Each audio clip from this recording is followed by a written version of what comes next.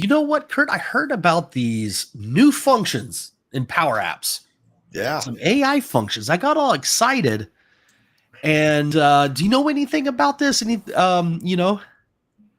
Right. So I stumbled upon these. I guess these have been released for, I don't know, a little while. I didn't know. I think you did know about it, but just refused to tell me. You was holding back on me. But, and it's not your fault because me and AI, we've kind of had I don't know. I just haven't really warmed up to it like a lot of people have, And Yeah. a lot of it, I think, is just because it just doesn't seem like I don't know how to use it in my life that I'm using right now, except for it to come up with ideas. And to me, I come up with better ideas than ChatGPT anytime. I just believe that my own imagination is good enough for the most part. But I'm not saying don't use it. Okay, I'm just saying I haven't gotten excited about it. But then when I saw these functions, so every Sunday morning, I get up and I try to look at what's new with PowerApps and see if I can learn something new just for an hour or so. And it's just part of my learning ritual, my continuing education. And I stumbled upon these AIs, these AI functions. And there's a family of them, of about 6 of them. They are for the Dataverse specifically, and they could be used in model-driven apps and maybe something else, but also in Canvas apps. And that's where you and I specialize in Canvas apps. That's what we do. I don't like forms. I understand they're a necessary evil sometimes, but I like the Canvas apps. And I think you do too, Darren. So I got real excited when I saw it. And we actually have functions. Now, this is why I like it. This is where AI comes home for me, because now I can actually conceptualize programs that I can use these functions in to make life better. Like, for instance, and I'm going to demonstrate all of these here in this live stream. There's actually 4 of them that I've got working right now that I want to demonstrate today. One of them is not ready yet. And in fact, I'm going to just show that it's my screen up being shared right now. Yeah, let me bring that up. I'll hide mine. Okay. And here we go. Very good. Just before, because we're talking overview here, but just before we get going, you'll see in this purple box right here, it says the AI extract function, which is a function that's going to allow you to extract emails or phone numbers or whatever else from somebody's messages, right? Kind of neat. Maybe a business card type thing, extraction, right? Where you want to see business cards, you could extract it. So anyway, it says the AI function is still in development and might not operate properly. We will remove this note when it is ready to use. And sure enough, I tried it and it doesn't work. Now, another one that I'm not getting to work is this AI translate. Would you be able to zoom in a little more? Absolutely. My eyes. I always forget to do that. And, you're not the only one. So does that help a little bit? It does. Thank you. So another one is this AI translate function. I'm not, for whatever reason, I haven't got it working yet. It seems to be doing something. It's out there trying, but I'm not getting anything back. But 4 out of the 6 functions I have working today. And I want to demonstrate them if I can. Fantastic. Yes. Okay. So, but anyway, this is the family of functions. You see this right here. You have AI classify, which is pretty cool. We're going to get to see this. You enter in the titles or the classifications. It takes some text and it tries to fit it in one of those classifications for you. So let's say if you have, maybe this is a customer information screen or something like that, and they're making comments. Well, does this go into technical support? Is it going to go to sales? Is it going to go to human resources? Is it going to? So you can make these categories, and then it'll try to fit those in there for you, and it does an amazingly good job. I tried it. Another one is the AI reply. So let me not get ahead of myself. Let's go to AI sentiment. The other one is AI sentiment. This is my favorite one. I'm so excited about this. This is where I see, as a programmer, as a developer, I see a lot of use cases for this AI sentiment. And what it does is that it'll take a comment and it will tell you, is it positive in nature? Is it negative? Maybe it's a product comment. Were they positive about this product? Were they negative about it? Or did they just not care? And imagine you could actually do account rows and have that sentiment stored and be able to take the temperature of the room for your patients or for your students or for your customers. You know, we've got an 80% approval thing here, or maybe you've got a list in the beginning of the day where you could have, say a gallery sitting up there, and it would just show the negative sentiments, and then that could give you this is a list of people that I need to talk to, right? It's because we've got negative issues. They got problems with our products, so we need to talk to them and find out what's going on. And now we go to the AI reply. Now I get excited about AI reply because it will even formulate. You throw it some text. Say we take that negative comment and we throw it at this AI reply, and it will tell you. It'll give you an idea of something that you could do. The text to reply to these people in, and we're going to demonstrate that today. Nice, right? Yeah. We also have AI summarize, which is similar but different than all these things. They're kind of related. The AI summarize will take any text that you put in there and it'll make a summary of it. So let's say if it's somebody like me who's just really long-winded and talks. So what's Kurt really saying here, man? And it'll tell you within a paragraph what Kurt's saying, you know? Kind of neat, right? It is. So those are the 4 that I'm going to be able to work with. I'm going to work with classify, reply, sentiment, and summarize. I cannot work with extract and translate today, okay? 1, because Microsoft says they're not ready, and 2, because I'm just not smart enough to figure it out yet. I don't know what's going on. It may not be working because of Microsoft. They haven't put it out. I don't know. But at any rate, I think this is a good, I'm hoping that people can see what I was talking about with that, and they can understand the power that you might have right here just with those 4 functions that you could write into your apps, you know? Yeah. Now let's talk about that now. Let's go directly to it, and let's build a small app that does this. Okay. Okay. So it's all starting with the data. All things start at the data, and you'll see right here on my screen here, I've got a Dataverse table sitting here, and it's called Lab Customers. And I do labs for the accelerator students, and I do labs when I'm trying new things out. So you see this LAB, that's probably something for accelerator at some point coming down the road, right? So you accelerator students, we're going to be doing this. And so I've got a customer table out here that I create. And it's a simple table right now because I want to keep this bare bones so that everybody who's watching this, that you guys can you can garner the things that are important to be able to use this, and then just leave it to your own imaginations to find new ways of working with it. Okay. So we have this database table, simple bare bones customer table. In my name, I've got nothing but the customer's information here, which we're not going to use in this lab. We're not going to use it anywhere in the lab. And then I got the full name, which we're going to use. And the most important thing I want you to focus on is this field called last rating. Because what this is this is just going to be an emulation of, let's say, in this case, we got Greg Ellis as the customer, and he rated a product and he didn't like it. He said the product is junk. And then I got Ron Hinkle who said he didn't really care. He's got no comment. And then Shirley Davidson says she loves this product. So that's going to be, and we're going to test the sentiment on that. So this would be a sample of some just simple text that you could throw at AI. Now there's a couple of limitations in AI. One of them we're going to talk about right now, and that is that you've got to do this in a behavioral type property or event. I call it. You call that imperative.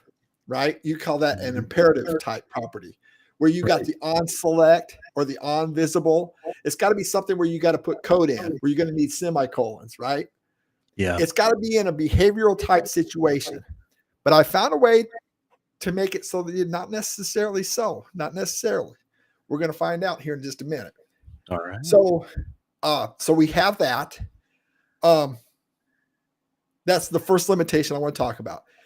The second thing, this is where a lot of people might get confused about. They might have looked at this saying, "Oh, what a neat function," and then they see what you got to get done, and you're like, "Oh, that sounds like it might be too much involved." So they go on to another function, right? Right. This isn't as bad as you think. So let's go and do that. Let's talk about that. So the first thing you've got to do, I've got this little table or this app that I started creating, and I started putting it together, and I said, you know what? We're just going to do this during the live stream. So let's just. Okay. So I've got the beginnings of this, and we're going to talk about the sentiment function first. But the first thing you've got to do is you have to go over here to the data source. And I'm going to go ahead. I got no data sources. So I'm going to go ahead and put in my customer table first. So I'm going to type in lab customer. See it right there. I'm going to click on him. And then if he ever gets done, there he is. I'm going to do another ad. Now, this is what's important, guys. This is what you have to pay attention to. Environment. Ooh. There's a data source called environment out here. This is a Dataverse data source. What? It's a table. And I'm going to go ahead and connect. You have to use this in order to use these functions right now. Wow. Okay. So, guy, let's pause right there. In Yep. order to use these PowerApps functions, we have to pull in a Dataverse database table into our project. Did I understand you right? Not just any Dataverse, but the environment database. Okay. Okay. There's a table called data or environment. So if you're a SharePoint person, don't have access to Dataverse, maybe you don't have the premium license. Too bad, so sad. Yeah. I guess that's important to talk about, right? These functions are only available in the Dataverse. Okay. They're only available in the Dataverse. And so to me, maybe you weren't real excited about Dataverse, but there's a lot of cool things you can put in there. Like if you got a premium license and you can use Dataverse, there's a lot of cool things you can do with it. But this right here gives you a lot of reasons why you might want to lean towards Dataverse, because this AI it's not just Copilot out there helping you create a table or an app. This is you creating apps using AI. This is taking your programming skills and enhancing them to use AI. I love this. This is what they call leverage for real now, because you're not just giving up. You're not just giving up control. As a programmer, I love control. So I get to control the flow of the AI. I get to control what's coming in. I don't want AI talking about all this other stuff. I want AI telling me what is the sentiment of my customer right now. What is it right now? I just love it. I love it. You're giving up a little control to have AI in your app, but you're gaining so much with that interface. Yeah, I mean, this is something that I feel like maybe might woo me away from SQL Server as my favorite data source. Right. Yeah. So I always see. Maybe SQL Server will have a connector to Dataverse. Or they'll release some T-SQL functions that I don't know. Yeah, they've got to throw in some AI features in SQL Server. Everything has to have AI to be current, right? You're right about that. World. But it's really important. I want people to understand what I just did there. You go to the data sources and you pull in this thing called environment. And you think environment. First, I'm thinking environment variables and blah, blah, blah. And all that. But no, it's a data source. The environment data source. Okay. Bring that in. And now here's the other thing. Remember, I said there's two things that you got to know about it. The one limitation is the fact that it's got to be, you've got to do it in a behavioral type thing. The other limitation is this code. You can tell it's an API connector, but it's connected to the environment namespace. So you have to address the environment namespace every time you use the function. Okay. They said it. Now I'm gonna bring this back over here real quick. I'm gonna bring this this documentation here because I went and did a little research on that. Okay. And it says, if I could get to it here. Yeah. No, we are in the process of adding the same function signatures, that's your namespace, that other PowerFX hosts enjoy to Canvas. The new signatures will augment and not replace the current mechanism. Apps using the current mechanism will continue to work without modification. So in other words, what they're saying is right now you have to use the environment dot function name. And we're going to demonstrate how to do that in just a moment. Okay. But because we have to do that in the future, they're going to let us do this without having to address that environment namespace. But if you do it now, it's not going to hurt your programs later, is what they're saying. Okay. So I think we're good to go there. So it's safe to go out there and jump into your Dataverse because they're saying they're making changes to this, but the environment namespace is going to just kind of be invisible in the background. because that's what's happening with every PowerFX function out there. It's using some kind of a namespace. Anybody that's done C# or C++ programming knows that, So could you rephrase that for somebody who doesn't have any experience with Java or C# or a language like that? What, in the context of just Power Apps and Power Platform, what is this namespace? What is that? So you guys have seen functions out there in Power Apps, and you got, like, let's say, I don't know, sum and average and all these different functions. There's a whole list of them, right? Those are all in the PowerFX. They've got this thing called the PowerFX namespace out there. They've called it something, and they've made that the native tongue of Power Apps. Okay. What they're saying right now is we're going apart from the native tongue of Power Apps. In other words, right now it's not part of our thing. We can't do it. So you have to go out there and find another tongue that can handle that. So we're going to use this namespace, and we're going to call it the environment namespace. They put that out there, and what it is just a function that sits out there, and it's attached to the environment table. Okay, it's not attached to the native set of functions that Power Apps has, but they're saying they're going to be making it that way. Okay, they're going to be making it that way soon, but it's not going to change anything that you do today. If you write a program today, it's still going to work tomorrow when they change it to the native tongue. Does that make sense? Yeah. Okay. I'm keeping an eye on the comments. No more, says great. I don't know. Actually, a logo says no more in there. That's awesome. Now, I don't know. Maybe great was meant facetiously there. Maybe it's like great, but maybe it's like great. This is fun. I don't know. So, okay, so let's go ahead and get started on this thing. So we have an environment in here, and I have my lab customers. Now, one of the problems is the limitation I talked about earlier was that, see, Darren's got me all, that's not centered. So now I got to fix that. Okay. That's your fault, Darren. You did that to me. I'm going to go ahead and I'm going to bring in a blank vertical gallery. And like I said, we have to use these functions in a behavioral type place, in a behavioral sense. Okay. I am going to just, let me make this thing just a little smaller. Don't you love that new purple bar? Oh, it just drives me crazy, Darren. It absolutely does. And what also drives me crazy is I can't get a hold of the handles, right? That bothers me too sometimes when I can't get a hold of them. There we go. Yeah. And now I'm going to widen this thing out a little bit. I'm just going to come out here with it. Bring that up just a little bit. So I got that. Oh my goodness. There we go. We're close enough. That's close enough to what we need to do there. So we got a little database. We got a data source here, and I'm not going to use this. I'm going to now. So where I would be initializing this at is on visible property. Maybe I'm going to pull this thing into a collection, because what I'm going to do is I've got a sentiment sitting out here. See, I've got the sentiment field out here. Yeah. I've got a field out here called my last comment or last something. I can't remember what it was, but I'm going to use the sentiment on that. And what I'm going to do is I'm going to put that in, I'm going to do an add columns on that. And I'm going to put that as part of my table when I'm coming in. Now I'm just going to throw, this is a little trick I use. If you're only dealing with one screen, and you're trying to do some invisible work, you know how you got to always have another screen. You got to make it invisible so that the invisible property fires.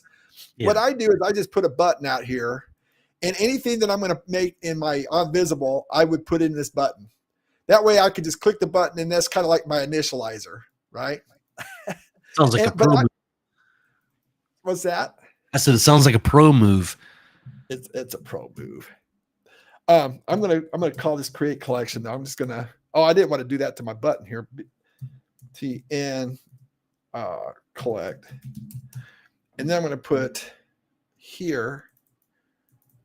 I'm gonna go clear collection.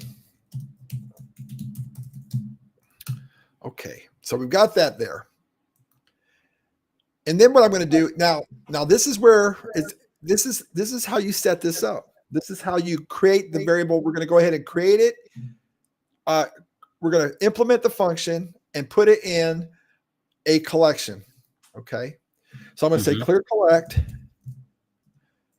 And I'm going to call this COL customer because I'm going to go to my customers and my customers table and get that.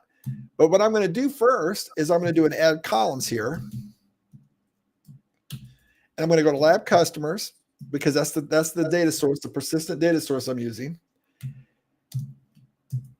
And I'm going to put a field out here called sentiment. Would you be able to zoom in on your screen? I'm having a hard time seeing code. I will. Did I not put that in? Look at that. It's got at least 150. Different browser. I thought I had it, but I didn't. Okay. Everybody sees that now, right? Yeah. In fact, I'm going to move us down below so we can zoom in a little more. Now, cool. Here's something here, guys, that if you're watching this, you're probably going to be hearing this for the first time. And if you've ever used add columns or sort by columns or whatever, here in the next week, in fact, I think it's this week, it's going to get released.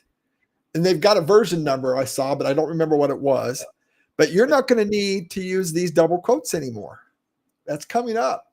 So it's going to be nice to be able to do this. And not only that, but you're not going to have to use the display name or the schema name. I'm sorry, not display name, the logical name or the schema name. Like in sort by columns or something like that, you got to do that CR4 underscore blah, blah, blah. You'll just be able to use the display name. So soon, that is significant. That's a big deal for me, especially. You know, I love they just keep rolling out new features. So can you imagine where PowerApps is going to be like in a year or two? You know, Darren, we've talked about this a few times. But we talked about Visual Basic, and for some of you guys watching this live stream, if you came back from the Visual Basic days, if you remember, and we talk about how before Visual Basic VB3, we called it a toy language. You couldn't really take it seriously. But then all of a sudden, right around version 3, it started getting like, well, maybe we need to start thinking about this Visual Basic thing.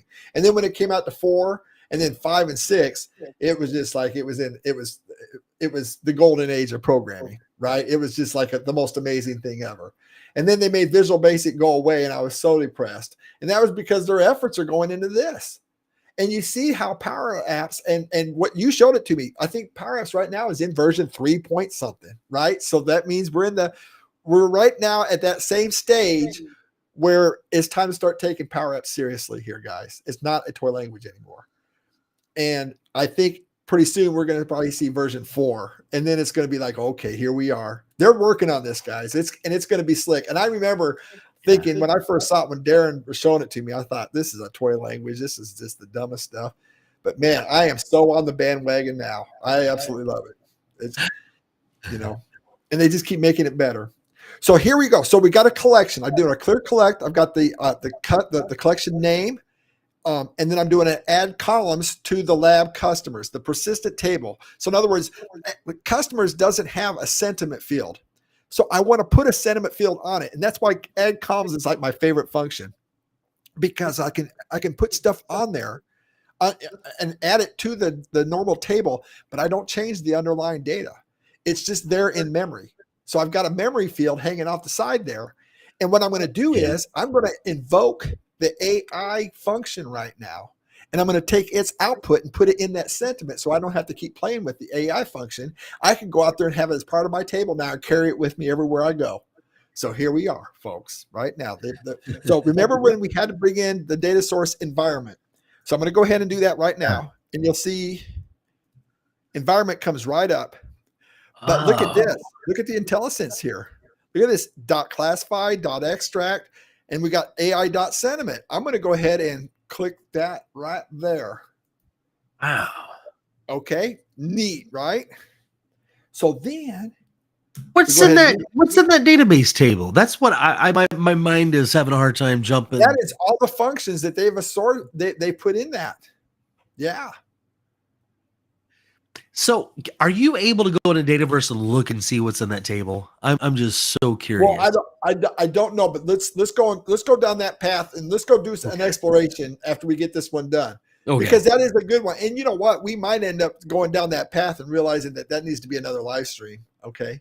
Yeah. So, because that sounds like a big deal to me. Yeah. But you know what? Just to put an accent on what Darren was talking about. Look at this. When I put this in here and I hit dot, look at all the stuff that is in here. Look at all this stuff. These are fields, man. Bulk delete. What? Yeah. This is no way. There's a lot coming down in the future for this stuff. Exactly. Look at this. Bulk delete. We got delete files.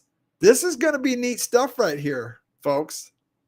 Look at this. All these gets. You know, whenever you see a get, that means that's read, ability to read, right?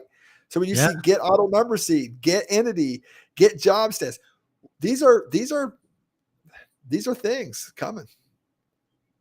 Look at all. It's endless. It's absolutely endless. Public XML. Remove parents. And some of this stuff might be stuff that we aren't really supposed to be really messing with too. So program might not work as planned if you use it, right? Well, you'd think it wouldn't even show up in the IntelliSense if right. But I mean, this is a weird thing because it's a database table and it's also a programming namespace. Like what? Yeah, isn't that interesting? It is. It's crazy. Interesting. So let's go ahead. But that just shows you how big this is and what Darren was fascinated. He locked right in on that environment and saw all the stuff that's in it and said, wait a minute, we got to go look. Can we go look at this? Well, we're going to go find out later on. Maybe we're going to stay tuned and we're going to do this in a different live stream. In fact, I think we should do that, Darren. What do you think? Make another live stream? Let's do it. Yeah. Okay, so let's go ahead and staying with the plan here, AI sentiment. We're going to put that in here. Now, as soon as I do this, we've got a parameter here called text, and it's telling us to put that in there. Now, this is important. It's an API call, which means it's got parameters coming in, and it expects the parameters the way that you have to plug those parameters in there exactly the way it expects it to work. Otherwise, it will not. They will not accept the parameters, which means that you have to have an uppercase T in text, not a lowercase t in text. It has to be exactly that perfect, right? So the first thing is going to be, I'm going to go ahead and I'm going to do last rating here. Last rating is in my data source. And there it is. It comes up in my IntelliSense. Shoo. Okay. Then now I just closed this AI sentiment. But what that is, it's an object. It returns an object. So what you have to do now is you have to access something that's inside of that object. So what we do is we do a period, and you'll see you have this thing called analyzed sentiment come out. That's an object name that you have to have in here. You put that in there. That analyzed sentiment is going to be a text field that is going to be able to be put into your sentiment field that you hung off of add columns. So let's go ahead and close this add columns up. And let's close the clear collect. And there we have it. We are clean. We got no red squigglies. We're ready for liftoff. So let's go ahead then and run this thing once and see what we get from it. We run it. We do this clear collect. We get our champagne bubbles going on. It was pretty quick for once. And let's go ahead and look at call customers now. And look at this sentiment right here. Look at that. Oh, positive, negative, neutral, based on the comments. Are those the only three? Yeah, because I've only got three tables in, three records in here with three comments. Well, what I'm saying is like if we had 500 rows, would it still only be one of those three choices? Yes, I'm sorry. Yeah, good question. Good question. Exactly right. That it's going to narrow it down to just those three. It's either going to be positive, negative, or neutral. And for me, that just when I saw that, my mind just went, this is amazing, guys. I just got excited. Let's go ahead and try to consume this once. Let's consume this information. Let's go ahead and put call customers in our data source here. And let's go ahead and insert a label. Now, you know, the problem with this is it probably only pulled in stuff because I'm not using it, so it might not put in like full name. It didn't bring it in, but it is part of my data source, right? So I'm going to go ahead and bring that in. Now watch when I do it. When I do a clear collect again, it'll have that full name in there. Because of the explicit, like the lazy loading stuff. Exactly right. Now you want to show people that that setting that will have. I will. Let me see. Okay, so let's go ahead. Now help me out, Darren. I'm go to. I think I got to go over here to settings, right? Yeah. And I think it's in upcoming features. Something like that. You have to search for the word explicit. Oh, search for explicit. There you go. That's why I got you here, man. You know this stuff. Well, I'm glad to be useful in some way here. You are so useful. Disable explicit column selection. You know what? I'm just gonna leave it alone because I want to show you what happens here. Okay. For now. Okay. But we saw that. All right. So I might be going back to that here in just a minute. Okay. So then I'm going to do the customer comment here. Let me do a cut and paste. I'm going to do it 2 times. I'm going to go over here and put one more over here. And on this one, I'm going to have last rating. And in this one, oh, look at that. It's there. And then on this one, I'm going to do sentiment.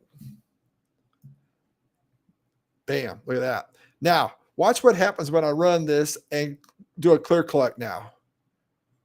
Because I'm using the customer information, the full name, it's going to pull full name in here, or at least it should. Notice it took a little bit longer this time too, right? Yeah. Oh boy, did it take longer. Sometimes it does that to me. Sometimes it takes a long time. There it goes. You see where it brought the customer in? Now, that's what Darren was wanting me to show you guys. If you go over there and you shut that off, let me go back to settings again. Because what the difference, why I wanted to show you was, first I wasn't using full name, so it didn't bring it in. It was empty. But then when it saw that I was using it, when I put it in a label, it saw that I was using it. That's why those bubbles were going across. It was saying, oh, we need some more stuff. Let's go get it. So it brought in that full name for me. That's that. So, but what you could do is you turn that off, that optimization off. Ooh, not explicit.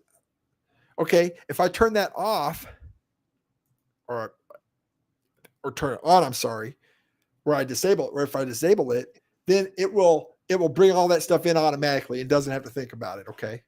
I don't want to have to refresh right now. So I'm just going to go ahead and leave it alone. I'm going to go ahead and right align this because it looks terrible. And I'm going to put a border on this because I need one. And I'm going to go ahead and make a highlighted column right here because I feel like I need that too. So I'm going to go down here to this, or the template field, I mean. And I'm going to say if this column, or this item, I mean,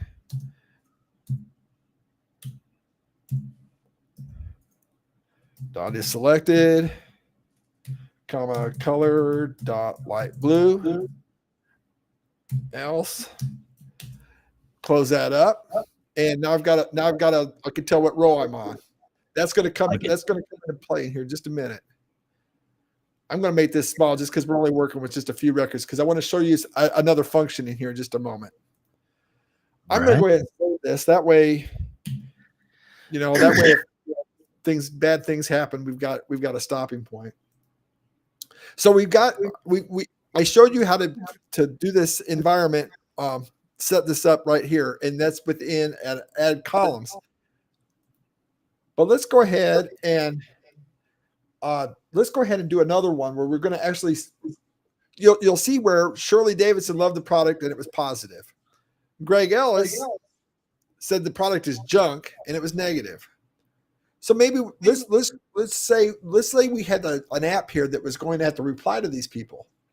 It could generate an email response to it or something. All right. Let's go ahead and do that real quick. Yeah. Let's see. I'm going to go ahead and create a label here. Bring a label down here.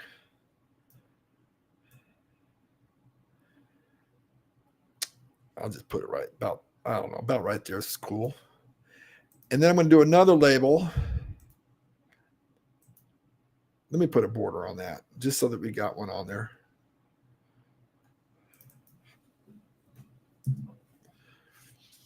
I'll have you guys know too that I don't usually Darren's the one that's doing the driving around. This is something I don't do very often. So I'm this is nice. I like being on this side. I bet you do. I bet you do.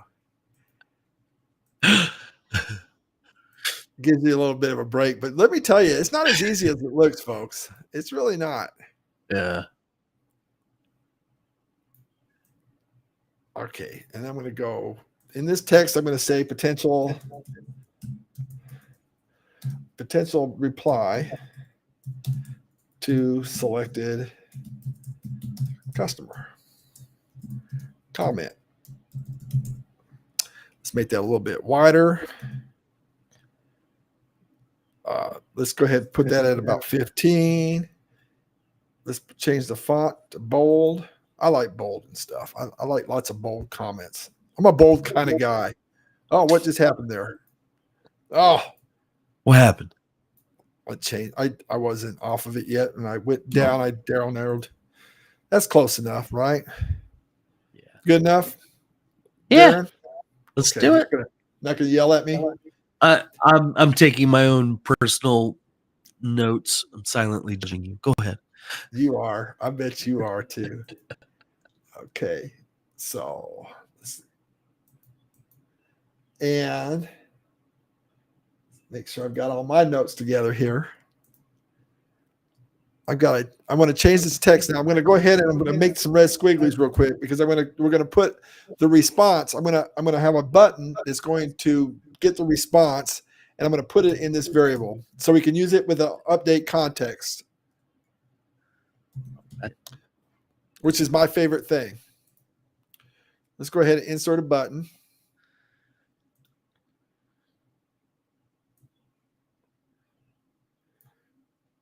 And we're going to say draft reply.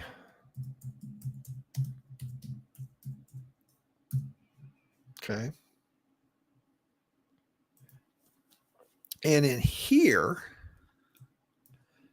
I'm going to put, let me blow that up just a little bit here. In here, I'm going to say update context. Now, there we go. Update context, and I'm going to say LOC response. That's what we're putting in that label down below. And again, now here we go. We're gonna invoke the environment variable. All right. And if you look down here, we're going to say AI reply. Look at that. Bam. Look at there. AI reply. I like to put a space after that because otherwise, sometimes when you use the IntelliSense, it'll blow away everything to the right. And then you're like, what the heck? What in the heck? Where'd my code go? Right. So again, just like in the other one, it needs a record. Actually, let me just bring the IntelliSense back up and you see the text right there. Hit that. And then what I'm going to do is I'm going to say gal. What do we call that? I didn't name it, did I? Shame on me. Gallery 1. You got to practice what you preach, bro. Well, you know what? I am right here. I'm going to say gal customers because the rule is, right, Darren, that if I'm going to use it in code, you must name it. Yeah, you really should. I'm using it in code, so I must name it. And so I'm going to say gal. You know, sometimes that's a healthy should. You know, they always say should is a very unhealthy word, but sometimes there's things in life that you should just do. And that's one of them. It's like, you know. Don't should on me, man. Yeah, don't. Dang. Dot is selected. Oh, no, not is selected. Selected. Dot. What was it? It was sentiment, right? Yep, there it is. So yeah, sentiment. And then I'm going to go ahead and no, I don't want that. I want last rating. I want to read the comment. I'm going to read the comment and I'm going to write a reply to it. I got sidetracked in there for a second. Sorry. Okay, and then that's going to be, I'm going to close that. I'm going to do a dot prepared response. Look at how it puts prepared response in there for you. And then I'm going to go ahead and close that. So it's kind of interesting here. This update context requires a record, right? For those of you who haven't used that a lot, update context requires these curly brackets, which delineates records usually. And in this, look at this. We've got a nested delineation of records here because this AI reply has a set of records too. It's got a set of curly brackets. So there we have that. So what's going to happen then if I click this now? I think this should work. So right now, if I click, okay, Shirley Davidson loves this product. Let's see what the reply would be. Thank you for your feedback. We're glad to hear that you love our product. If you have any questions or need further assistance, please let us know. We're here to help. Is that amazing or what? It is, dude. Now, what happens if I say this product is junk? Let's draft a reply to that. I'm sorry to hear that you're not satisfied with the product. I understand your frustration, and I'm here to help. Could you please provide more details about the issues you're facing with the product? This will allow me to assist you better and find a solution. Is that amazing? It is. And what happens when Ron Hinkle has no comment and he's neutral? What does it do to that? Thank you for reaching out. I understand that you have no comment at the moment. If there's anything specific you would like assistance with, or if you have any questions, please let us know. Isn't that great? It is, man. Guys, this is a game changer. We've done this. We just developed an app that takes the customer's response to a comment and tests the sentiment, and then it'll actually write a reply to it. Who's got the power, Darren? Who's got the power? I got the power. That wasn't necessary. But yeah, this is a huge deal. I'm so excited about this, folks. Can we pause for one moment and think of all the cool ways that we could use this in our PowerApps apps? We can. Let's do and it. You only showed us, what, 2 or 3 of the functions? 2. We're at 2. Just 2. I got 2 more to go. Wow. It's exciting, isn't it? It is. Think about this. Now, I like it. Are we ready to go on to the next things, or do you want to talk about this? And unless you got any more ideas of how this could be used, gee whiz. Well, right here, I think, well, number one, I think I said at the beginning, think about if you had a list of, let's say you had thousands of customers and you wanted to know what the comments were for the last month. And you could take the temperature of what your business has been doing just based on comment iteration. I get thousands of emails every month. I would love to help the help of AI. We actually did a live stream where we're using the Office 365 Outlook connector. You could pull out all those emails to get into Dataverse and help me craft a reply. If nothing else, you could just have an empty text box sitting out here, and you could just cut and paste your emails, throw it in there, and say, "Hey, generate a reply to that." You could do that. Just that simple. You don't even have to do anything fancy. You could just have that, and that's going to help you like crazy, right? We should have a workshop on this. We should. We really should. Okay, so we're not done yet, folks. We're not done. We're not home yet. We're not even halfway there. So let's get moving. I'm going to go ahead and create another screen because I want to show you this AI summary function. Okay. I think this is some pretty cool stuff too. Let's go ahead and create another. Let's go back up here. Go to new screen, a blank one. And we're going to call this AI summary screen.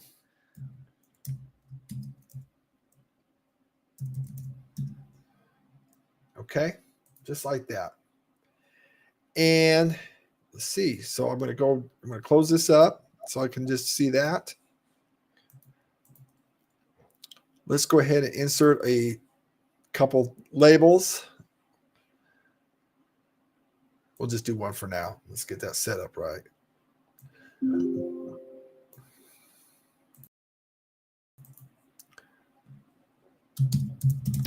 to summarize. Let's make that, it seems small, doesn't it? That's because I got that thing blown up a little bit, don't I? Yeah. And I'm going to bold that. I'm going to go ahead and insert a text input box.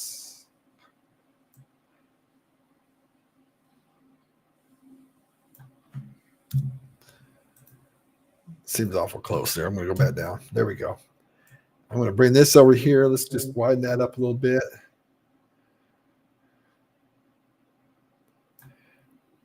I think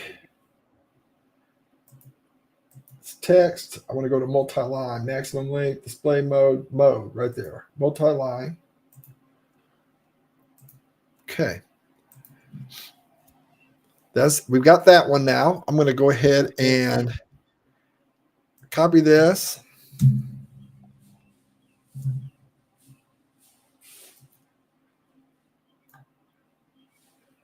I just absolutely cannot stand that purple thing. It's going to drive me crazy. Summary. The golden hen. Kurt, you have been promoted. You are now one of my lead employees. The golden egg. The golden hen is laying eggs again. He is losing his mind. I need you to clean up those leaves over there. Leaves are trash to me. Right. Leaves are trash. I don't want those anymore. Okay. So let's go ahead and put another label in here. One more time. One more again.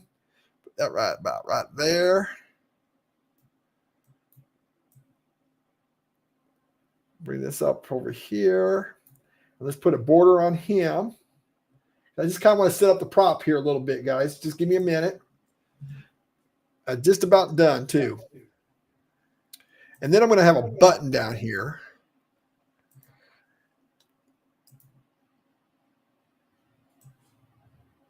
And this button's just going to say summarize on it. And basically all I want to do is when I click this button, it's going to take whatever was typed in here and it's going to summarize it down in here. Okay. So let's see what we got here. First thing I want to do is I want to call this something more meaningful than text input 1. I'm going to call this TXT text to summarize. And in here, I'm going to put a variable, LOC summarized text. How's that? That'll be a good one. All right. And in here, I am going to create another update context variable.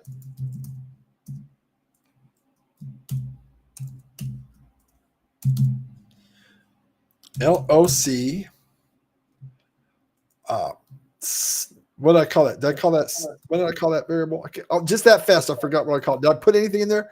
Summarize text. That's what it was. Summarize text. Summarized text. Put a space there. Again, here we're going to invoke our environment variable, or not variable, environment data source. And I'm going to go to summarize. The source, that is txt text to summarize dot text, right? Comma.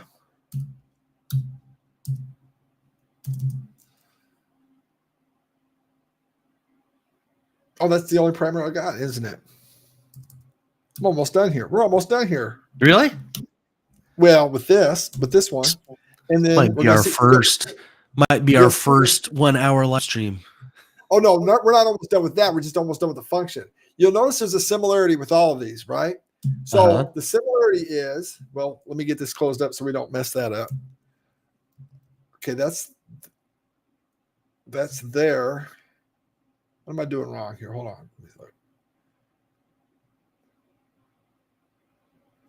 Okay, this has to be a record.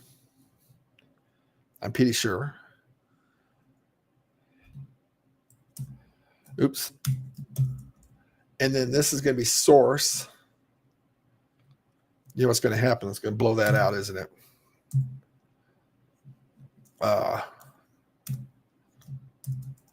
Hit IntelliSense. I think that's right there. Except I need to take this out.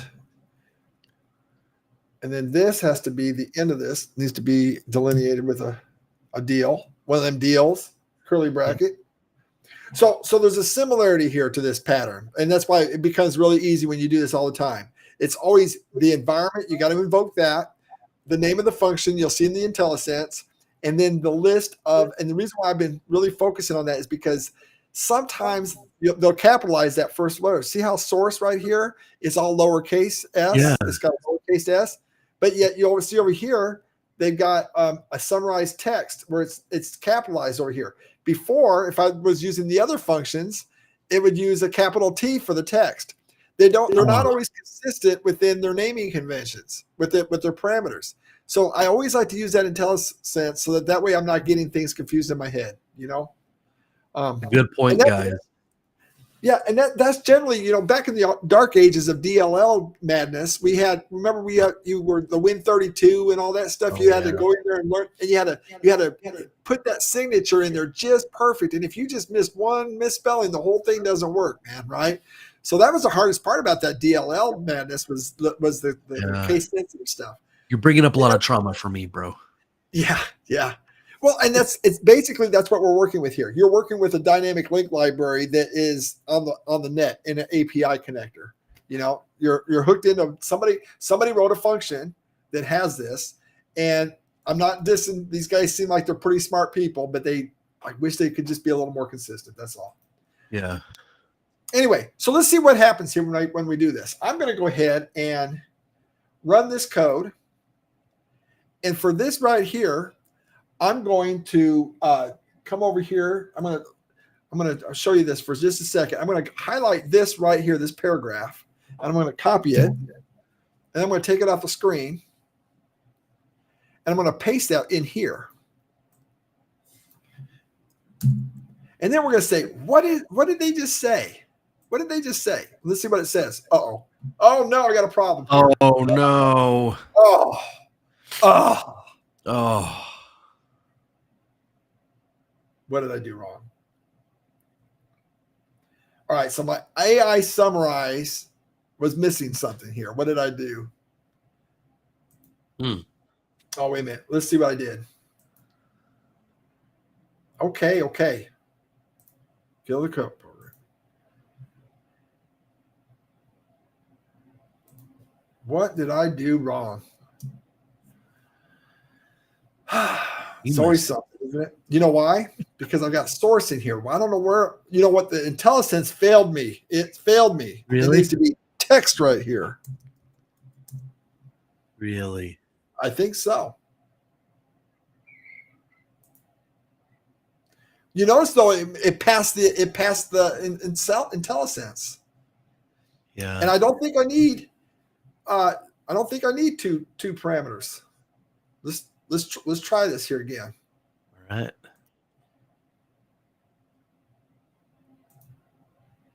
There we go. We're working. All right. Now it doesn't look like it summarized, but it really did. Look, the text states that the function signatures used in the PowerFX host are being added to Canvas. These new signatures will enhance the current mechanism without replacing it, ensuring the existing apps will still work without changes. That's pretty cool, man. Kind of neat. Let's see what it says right here. Darren likes pizza. No. Hates It's a way of life. monotony.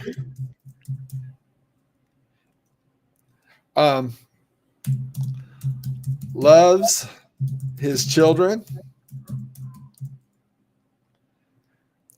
and puts up with Kurt. Now let's see what it says about that. Darren is a person who has specific preferences in relationships. He enjoys eating pizza, dislikes doing the same thing repeatedly, cares deeply for his children, and tolerates someone named Kurt. Someone named Kurt. Good stuff, right? Would we be able to go find like a big like I don't know, 3 paragraphs and see Sure. what Let's it go. does? Let's see if I can find one of my browsers has like a news feed on it. Let's see if I can find that one. Just see if I can. Yeah, that'd be cool. Yeah, give me the summary of all the news that happened for the morning. Here's a paragraph about Meryl Streep. Yeah. Let's just see what it says about that. Hopefully it's nothing bad because I don't like putting bad. I don't want to put nothing bad out there for people. Yeah. But I think it doesn't. Okay, so this is a paragraph that you were talking about right here, right? Yeah. Something like this. And then we go ahead and summarize that. It says it gave a paragraph back that summarized it, really, you know? It's almost like a rephrase instead of a summarize, huh? It can be, but I've actually seen it shorten it down too on some of them. Do you have like a whole page? You know what I mean? Like maybe 5 paragraphs. I don't yet. I wish you would have told me that before I. How about if I do this like this? We got that. Hold on. I'm working on it. I'm working on it there. See if I like it. This.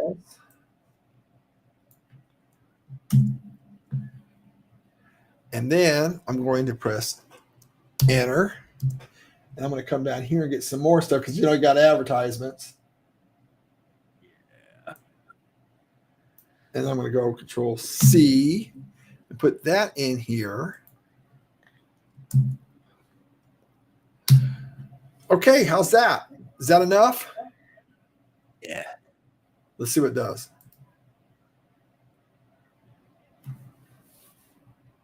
Okay. I like There it. we go. Yeah. So that's kind of cool, huh? It really did summarize it there. I like it. So again, just to kind of go back over because we kind of played around a little bit here. Yeah. What I did is I took a paragraph or whatever we wanted to put in here. You could also we could summarize, let's say it was a comments. Maybe, I just did these 1-line comments out there in our customer database table, but maybe that was maybe there was a whole lot of big, multi-line text information in there. You could grab that and you can actually have it all summarized right here.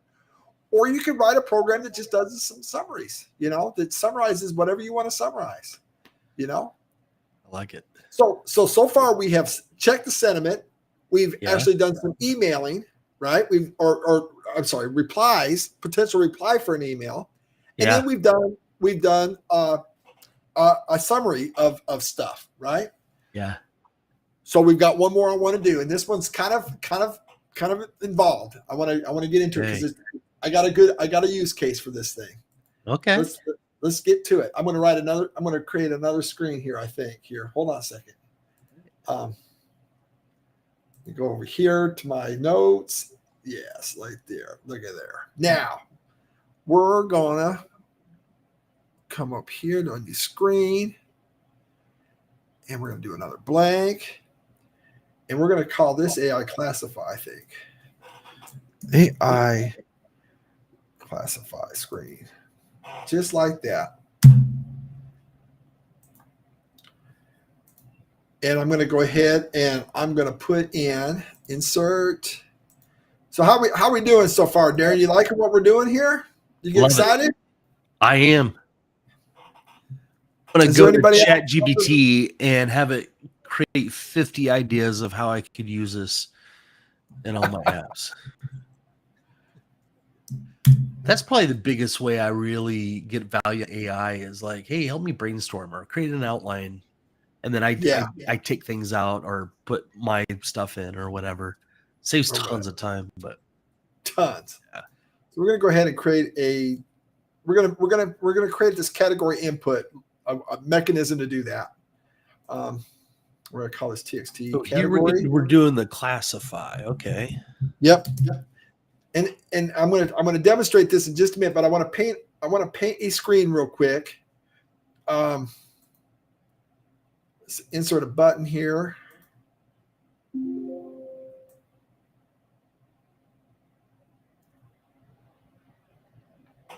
Okay.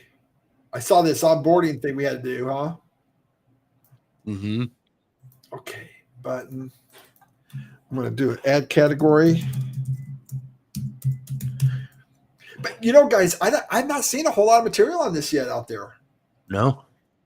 I'm just I not. had somebody post something out on LinkedIn about it, and I clicked on it. I'm like, I think it just doing like essentially just describe the functions, and I'm like, what? And then I'm starting to look into it, and I'm like, I'm thinking to myself, I need to get into this. And then yesterday, he called me while I was grocery shopping, and I'm like, you did what?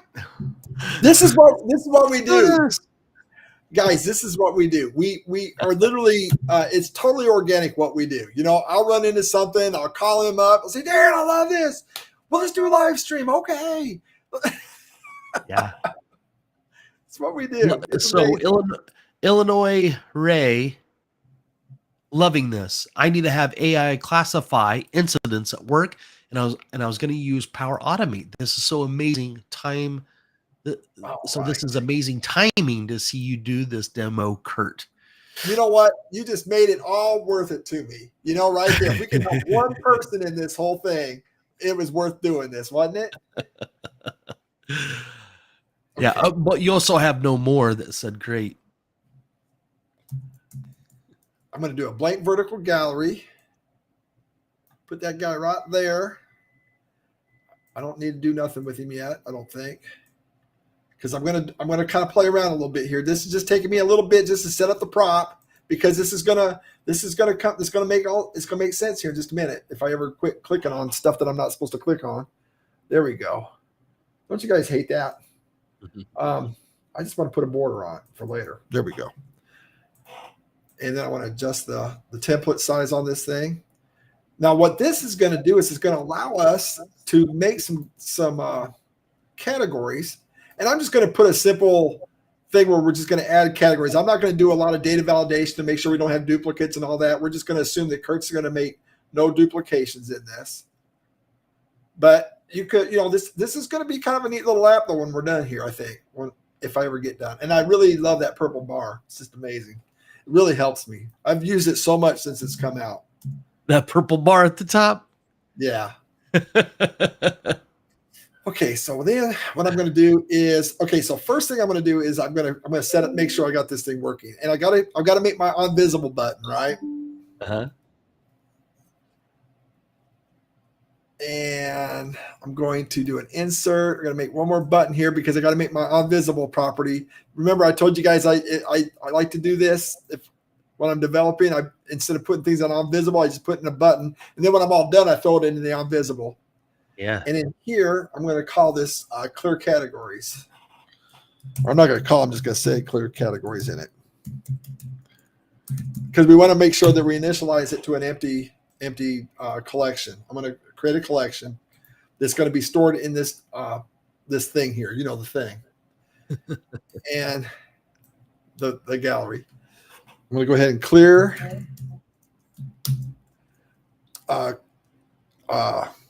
COL categories.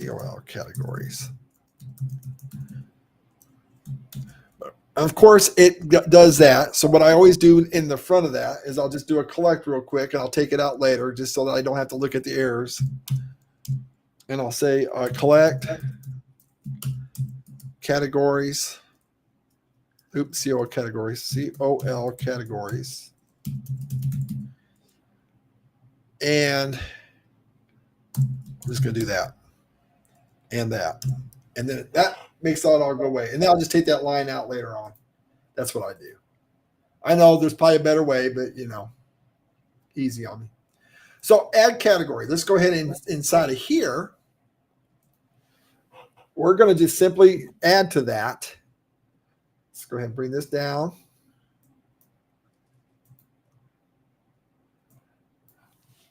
I am going to, now I got to make sure I called that text. Let me make sure I remember what I called that. TXT category. Okay. So we'll just do a collect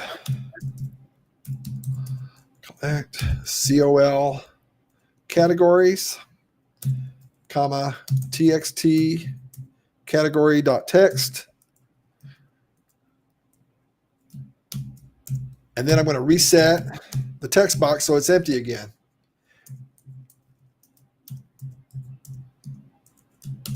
And that's done. And we're going to assume we're going to do no validation in there. We're going to assume that Kurt makes no mistakes, and we live in a perfect world, and it's just going to put all those items in there. So let's see what it does. Now that I've got that done, let's go ahead and clear the categories. Let's go ahead. Now we're going to go ahead and put something in here. We're going to say, let's say sales. Add category. Uh-oh, that didn't work. Oh, you know what I didn't do? I didn't map the I got ahead of myself, Darren. Why did you?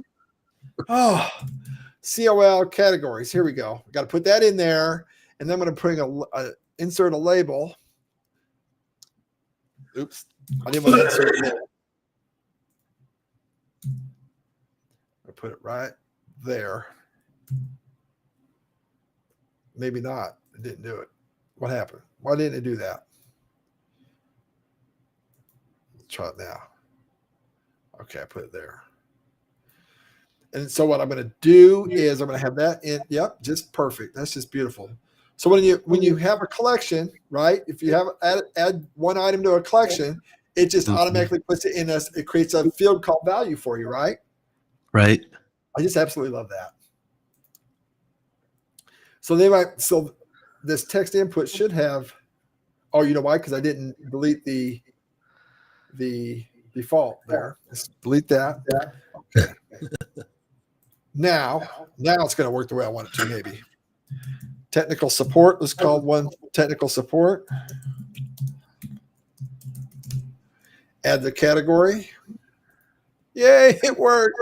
Maybe call this one human resources. So we've got us some stuff in here, right? Let's go ahead and kill this now. Bring this up here, make a little room. Let's go ahead and put another label in here. And then another text input box.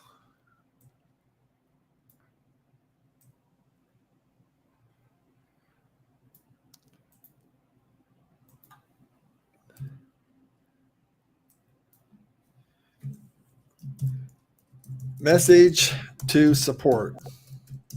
Imagine that you got this company out here that's got a bunch of emails coming in.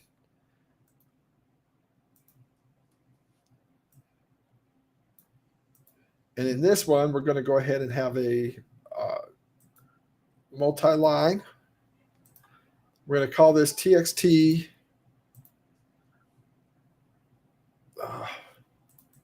TXT text to categorize. How's that? Nice? Yeah. Then we're going to put another label up here.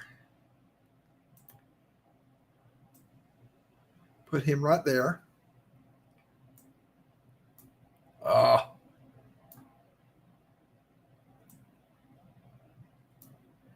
I'm going to right align him. And that's going to tell us the category. And in here, I'm going to put LOC category. How's that? We're going to put that right there just like that. And we're going to have a red squiggly for a moment. And then inside of this get category, you know what? I'm going to put this to get rid of that default 2 out of there. Get category. I'm going to update the context. Basically the same way we've been doing things. Yeah. It's LOC category was the variable I called it. And we're going to say, okay, now here we go again, environment. And we are going to AI classify this thing. Make sure we put a record here. Oh, we got it right here. We're going to say text Now this is kind of an interesting thing. We have a allow multiple. So, well, let me get there. Let me get this in here first. So we're going to say TXT text to categorize, not text. Man, this is cool stuff. It is. I just love it. Then we're going to go ahead and make another. Let me open that window up so we can see it better. There we go. Then we're going to say allow multiple categories. This needs a third parameter because you could have more than one category allowed. I'm just going to say no. I'm going to make this false because I'm trying to keep this simple for now. Yeah. And then I'm going to say comma, and then it should be categories. There it is, right there, categories. And you'll notice all these parameters were capitalized, right? Kind of interesting, isn't it? Yeah. COL categories. Every once in a while you see one that's not capitalized. Maybe little things like that just bug me.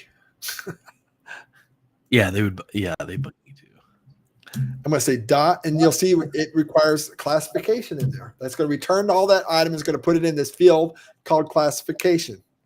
And I'm going to put that, close that. That's by the close of the update context. And we are open for business again. So let's go ahead and see. Now, what's going to happen is I'm going to run this. We're going to put some information in here. And hopefully it's going to put it up here on the right side at the top corner of this message to support. It's going to tell me what category. It should be one of those three. So let's go ahead and do this. How much does your widget cost? And then I'm going to go get category. And it said, look at that, put it in sales. Now let's say I'm going to say, I can't seem to get it to work. I'm going to get category. Let's see it. Oh, look at my field's terrible. I want to add this into my ticketing system, man. This is good stuff. You better believe it. And let's run it one more time. Let's see if we can make it work for this human resources here. Let's see. Yeah. So one of your employees is harassing me. Is that how you spell harassing? I'm not sure. Let's see what it does. Get category. Somebody human resources. Human resources. So it reads it and it tries to put it into one of those categories. What about have a nice day? One that would not fit in any of those. What's it do? It put it in sales. How about if I put Darren has a nice smile? Sales. Whatever. So I feel like we need like customer support or something, and it would be interesting. You put some other stuff. You want to put customer support in there, or actually, I got technical support. Let's see. Was there any other categories you want to try to put in there?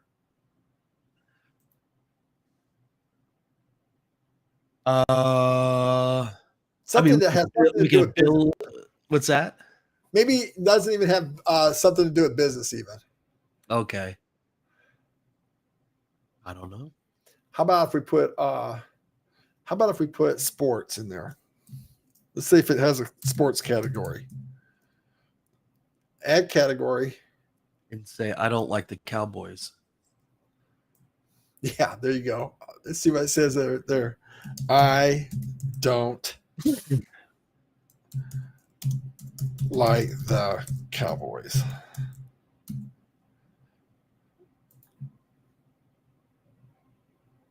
Sports. There it is. Very nice, huh? Anyway, so that's go ahead. You've outdone yourself, Kurt. Well, I'm excited about this, though. I'm very excited. Yesterday I saw this, I stumbled on this, and I said, "Oh, we got to do this. This is neat." Yeah. And I just kind of threw this app together just as something to keep it simple and to showcase what you do. And it's not so hard once you see it done, right? Yeah. Shots fired. Shots fired.